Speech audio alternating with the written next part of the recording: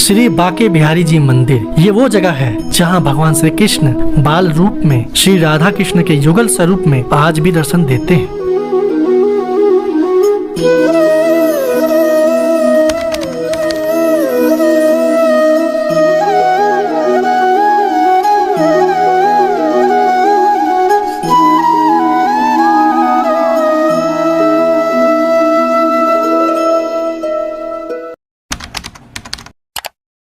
राधे राधे दोस्तों, आपका पुनः स्वागत है हमारे ब्रज 84 कोश यात्रा के अगले चरण में जो वृंदावन है। आज मैं आपको भारत के सबसे प्रतिष्ठित और महत्वपूर्ण आध्यात्मिक स्थलों में से एक वृंदावन में श्री बांके बिहारी मंदिर की एक भावपूर्ण यात्रा पर ले जा रहा हूँ, जहाँ हम जानेंगे ठाकुर जी से जुड़े कई अनसुने तथ्यों के बारे में, ठाकुर जी की उत्पत्ति से लेकर उनकी चंचल कहानियों और उनकी इत्र सेवा से जुड़े तथ्यों के बारे में। तो चलिए हमारे साथ इस भावपूर्ण यात्रा में गोता लगाएं।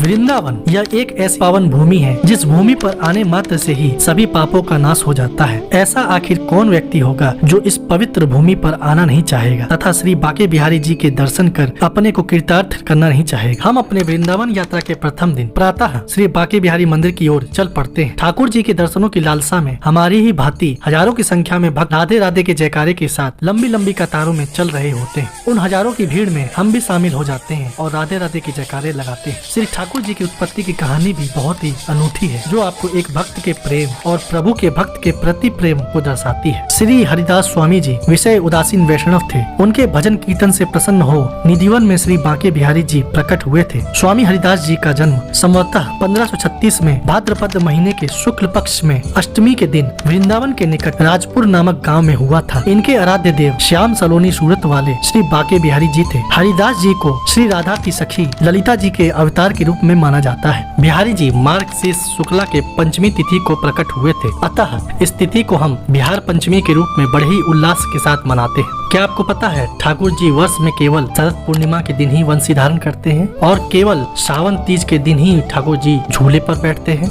एवं जन्माष्टमी के दिन ही ठाकुर जी की मंगला आरती होती है। माना जाता है कि ठाकुर जी आज भी निधिवन में गोपियों संग रास करने जाते हैं। बिहारी जी को श्री कृष्ण के बाल रूप का अवतार माना जाता है, जिस कारण वे बेहद ही चंचल और नटखट प्रकृति के हैं। माना जाता है कि ठाकुर जी को उनका कोई भक्त अगर सच्चे भक्ति भाव से देख ले तो वे उसके साथ ही चल देते हैं, जिस कारण मंदिर में पर्दा प्रथा प्रचलित है, जिसमें हर कुछ समय पश्चात ठाकुर जी और भक्तों के बीच पर्दा कर दिया जाता है। ठाकुर जी की एक शिशु की भांति इत्र सेवा की जाती है। माना जाता है कि बिहारी जी को इत्र सेवा बेहद ही पसंद है।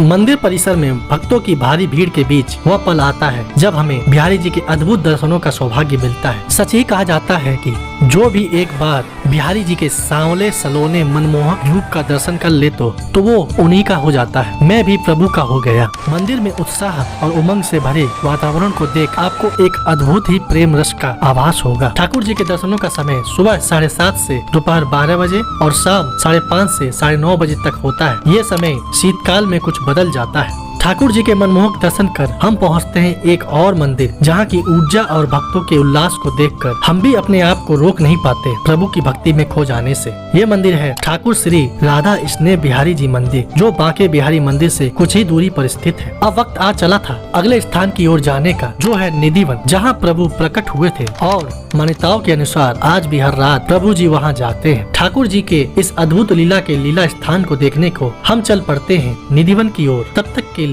राधे राधे।